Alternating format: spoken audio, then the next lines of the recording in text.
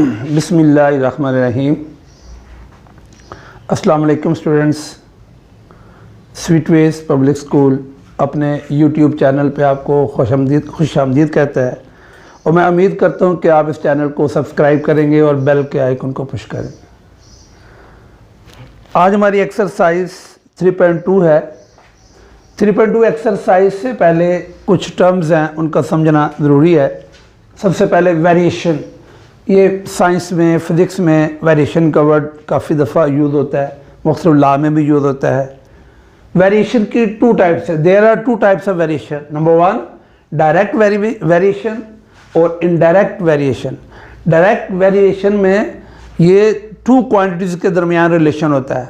The relation between two quantities, if one is increase and other is also increased, if one is decrease and other is also decrease. यानी एक value increase हो तो दूसरी भी increase, और एक value decrease हो, एक क्वांटिटी तो दूसरी भी डिक्रीज हो। ऐसा रिलेशन, इसे कहते हैं डायरेक्ट लिंक है, ये डायरेक्ट वेरिएशन है। और इनडायरेक्ट में दो क्वांटिटीज़ का रिलेशन इस तरह है, अगर एक की वैल्यू इंक्रीज होगी तो दूसरी डिक्रीज हो जाएगी। अब इसको हम ऐसे कहते हैं कि हम कहते हैं जी y is directly proportional to x। हम लिखेंगे y is directly proportional to x। और अगर इसमें आएगा कि y is inversely proportional to x, उसे हम ऐसे लिखेंगे। जो नीचे चला जाता है वो इन्वर्स हो जाता है। इसे पढ़ेंगे y is directly proportional to x और y is inversely proportional to x। 1/x नहीं बोलेंगे, इन्वर्सली बोल दिया। अब जब प्रोपोर्शनल सिंबल ख़त्म करना हो तो y इसकी जगह इक्वल का सिंबल, इसकी जगह कोई कांस्टेंट वैल्यू यूज़ करते हैं ऐसे।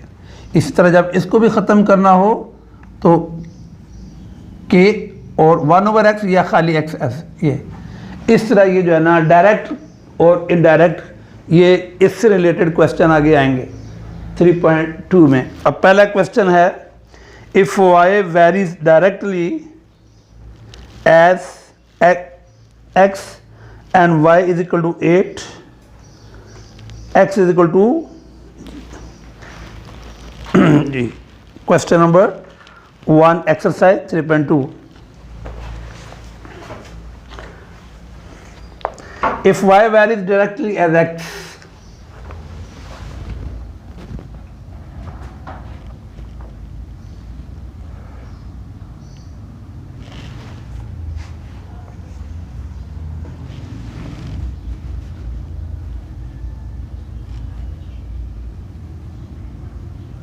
if y varies directly as x and y is equal to 8, x is equal to 2, find number 1.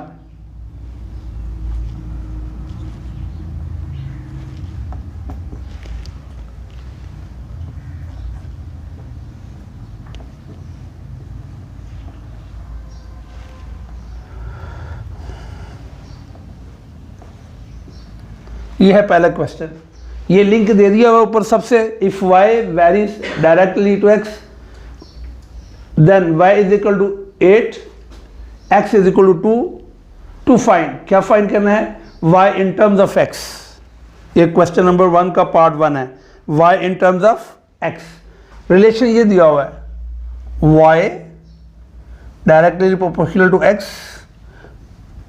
y is equal to proportional symbol ख़त्म करेंगे और kx, y is equal to 8, k वैसे लिखा है, x की वैल्यू 2 मल्टीप्लाई हो रहा है, इधर डिवाइड हो जाएगा। हम ऐसे भी लिख सकते हैं, यानी 2 8 के नीचे चला जाएगा।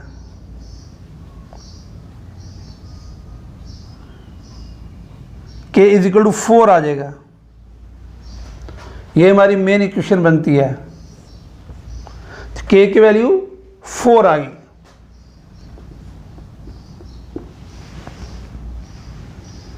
ये k की वैल्यू 4 में पुट करते हैं इक्वेशन नंबर 1 में। y is equal to k की वैल्यू 4 और x वैसे लिखा।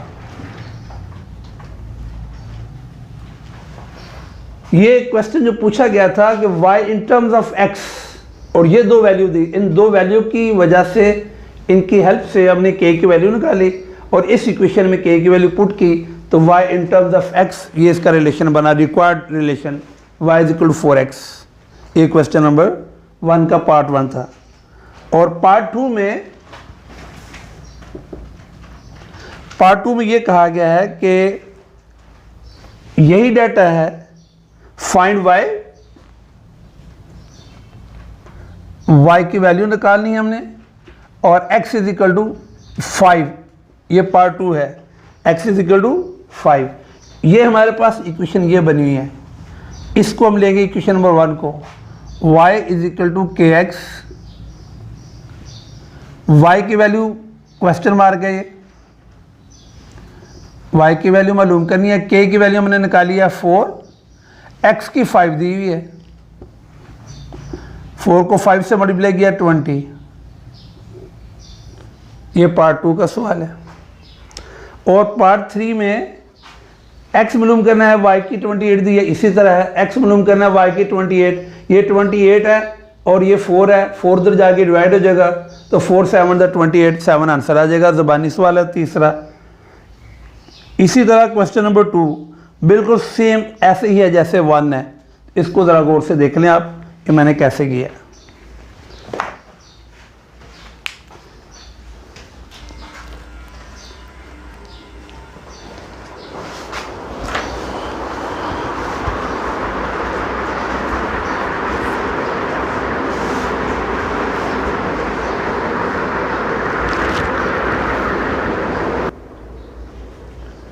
Question number 3, if r directly proportional to t and r is equal to 5 when t is equal to 8, find the equation connecting r and t।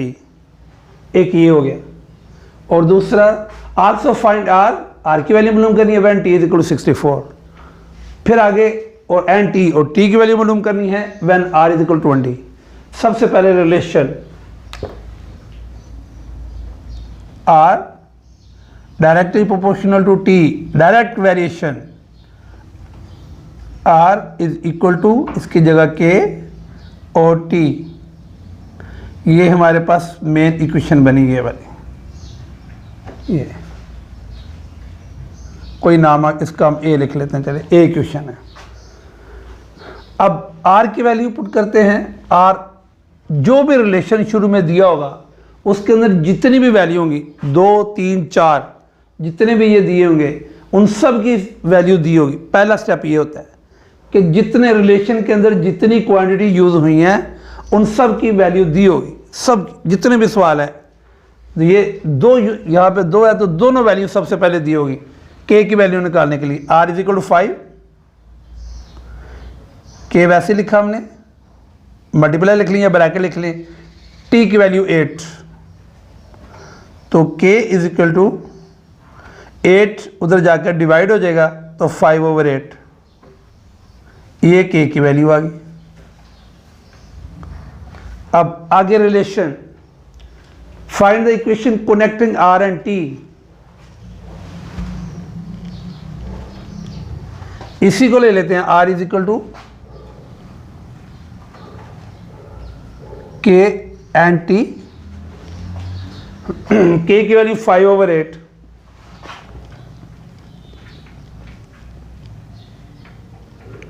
और साथ t, cross multiplication करें 8 इस तरफ आ जाएगा,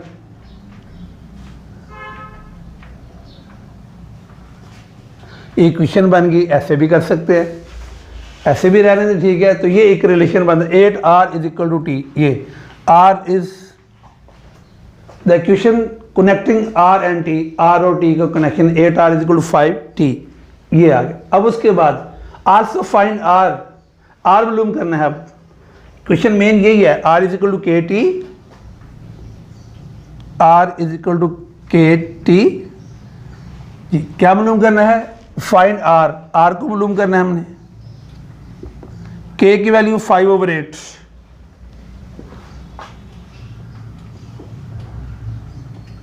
t की वैल्यू दी है, find r when t is equal to 64,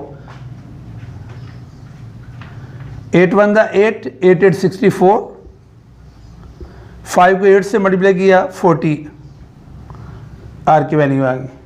उसके बाद फिर also find g and t, और टी की वैल्यू मालूम करनी है r is equal to 20। Main equation यही चलेगी हर तरफ से, r is equal to k t लिखेंगे दोबारा।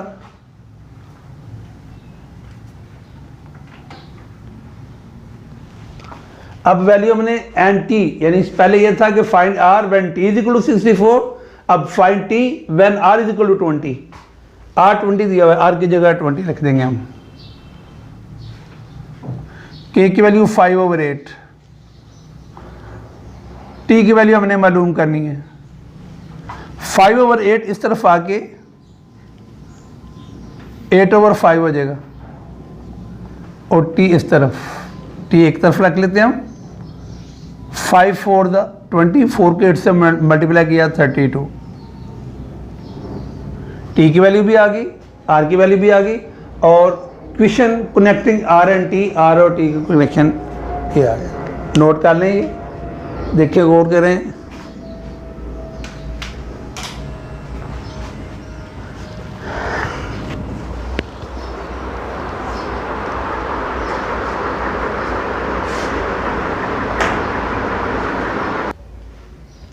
Question number 6, if W directly proportional to U cube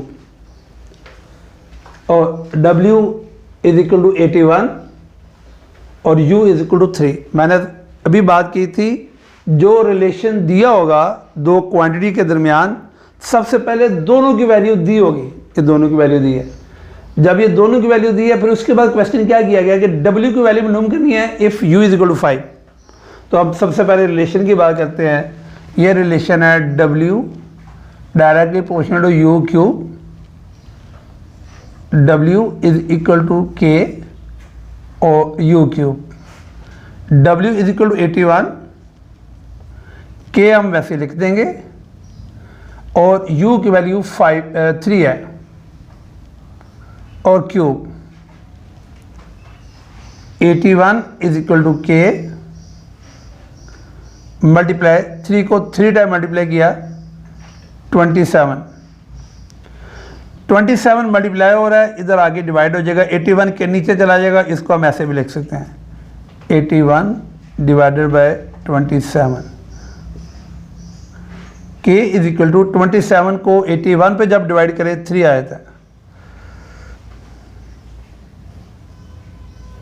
9 के टेबल पे भी कर सकते हैं, 9 9 81 और 9 3 27, 3 और 9 3 3 9, ऐसे भी कर सकते हैं हम। K is equal to 3। अगर हम रिलेशन की बात करें तो रिलेशन क्या बनता है, ये हमारे पास इक्वेशन है मेन।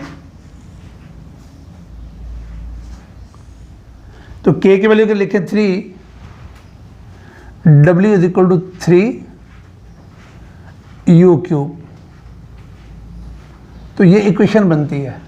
ये वैसी रिलेशन बताया, लेकिन हमारे लिए क्वेश्चन ये है कि हमने W की वैल्यू मालूम करनी है। इस इक्वेशन को दोबारा लिखते हैं, W is equal to K और U क्यूब जी। W मालूम करना हमने, ये वैसे लिख देते हैं हम। K की वैल्यू 3 है, 3 लिखा मैंने, और U की वैल्यू दी है 5। ऊपर क्यूब 3, 5 का क्यूब करेंगे 1 to 5, और W is equal to 1 to 5 को 3 से मल्टीप्लाई करेंगे 375 आ जाएगा।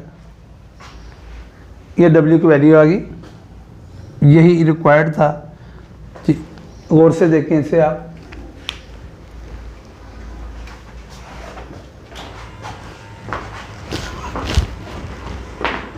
क्या हुआ?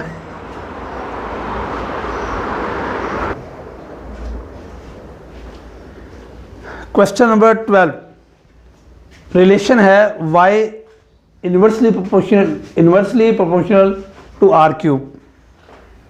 इसे 1/r क्यूब नहीं बोलेंगे, गलत हो जाएगा। y is inversely proportional to r cube, v is equal to 5, v is equal to inversely proportional to r cube, v is equal to 5, r is equal to 3। मैंने कहा था जितनी क्वांटिटी वैल्यूज बीच में इन्वॉल्व होगी relation में, उन सब की वैल्यू सबसे पहले दी होगी। उसके बाद अब ये देखें, अब ये है इसका जी, हमारे पास जो v directly proportional, inversely proportional to r cube, और v इज इक्वल टू इसकी जगह k लिख देंगे ऐसे, और ब्रैकेट में 1/r³, ऐसे, या इसको हम ऐसे भी लिख सकते हैं k1/k और r³। ये रिलेशन बना इसका। अब हम v की वैल्यू, हमने k की वैल्यू निकालनी है, क्रॉस मल्टीप्लिकेशन कर लेते हैं हम। VR³ is equal to k, ये हमारे पास एक रिलेशन बना। v की वैल्यू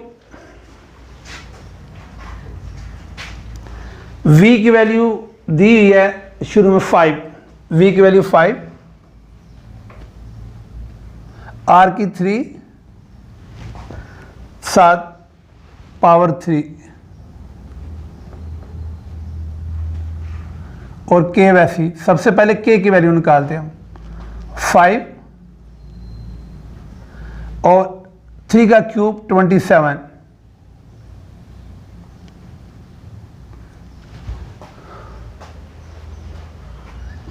जी। k की वैल्यू अब आ जाएगी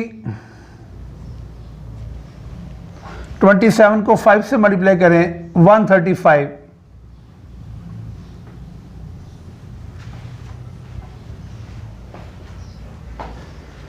k की वैल्यू आ गई हमारी। अब रिलेशन क्या बनता है हम उसको देख लेते हैं जी। ये हमारे पास इक्वेशन है, इसका relation v is equal to k की वैल्यू 135 और नीचे r³। जब भी k की वैल्यू निकाल लेंगे, इक्वेशन में पुट करेंगे जो असल इक्वेशन है, तो ये एक रिलेशन बन जाता है। लेकिन हमारा क्वेश्चन ये है, r6 दिया और v मालूम करना है। अब ये वाली इक्वेशन यूज करते हैं, v r³ is equal to k, r is equal to 6, v को मालूम करना है, v वैसे लिखेंगे, r की जगह 6 लिखा और स्क्वायर, और k की वैल्यू 135, v 6 का स्क्वायर करेंगे 36 और 135, फॉर जी v is equal to r³ और k, v की वैल्यू मालूम करनी है, r की 6 के ऊपर क्यूब है, 6 का जब क्यूब करेंगे हम 216, 6 को 3 टाइम मल्टीप्लाई करें, 6 को 6 से 36 और 36 को 6 से करेंगे 216। v की वैल्यू निकालनी है हमने, ये मल्टीप्लाई हो रहा है, उस तरफ जाके डिवाइड हो जाएगा।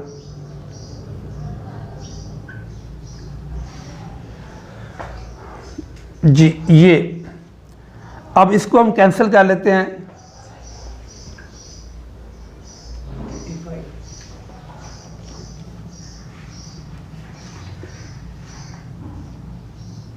वन 135 और 216, जी इसको हम डिवाइड करते हैं, 3 पे करके देख लेते हैं। हाँ जी, ये देखें, 5 में 3 प्लस करें 8, 8 में 1 प्लस करें 9 आता है, 9 3 पे डिवाइड हो जाएगा, 135 भी 3 पे, और 6 में 1 प्लस करें 7, 7 में 2 प्लस करें 9, तो ये 9 इसका आता है, 9 भी 3 पे डिवाइड होता है, दोनों टर्म 3 पे डिवाइड हो जाएंगे, तो 3 4 12 और 3 5, 12 में 1 3 5 15, 3 7 3 2, तो हमारे पास जो अभी टर्म आई है v इज इक्वल टू 45 और 72। 9 के टेबल पे कर लेते हैं हम, 9 5 द 45, 9 8 द 72, v is equal to 5/8। v की वैल्यू मालूम करनी थी हमने पहले क्वेश्चन में, r6 है, v इज इक्वल टू, अब r की वैल्यू निकालनी है, v की 320 है। क्वेश्चन हमारे पास ये VR³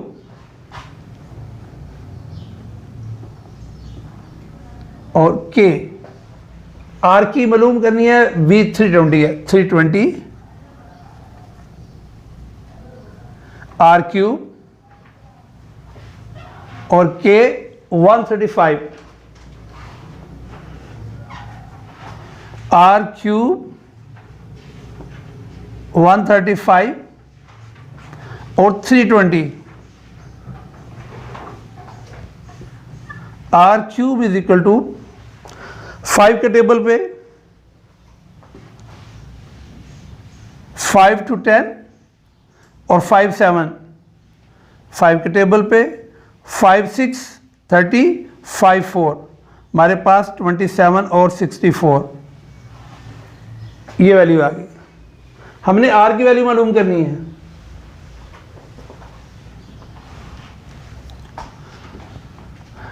are cube is equal to 27 3 का क्यूब है, 64 4 का cube, r cube is equal to 3/4 whole cube. हम 9th में भी हम ये सीख चुके हैं कि जब बेस सेम हो तो बेस कैंसिल हो जाती है, और जब एक्सपोनेंट सेम हो एक्सपोनेंट कैंसिल हो जाते हैं। 3rd चैप्टर 9th का 3.2 एक्सरसाइज में तो ये 3 और 3 कैंसिल हो जाएंगे, r इज इक्वल टू 3/4, ये r की वैल्यू आ गई।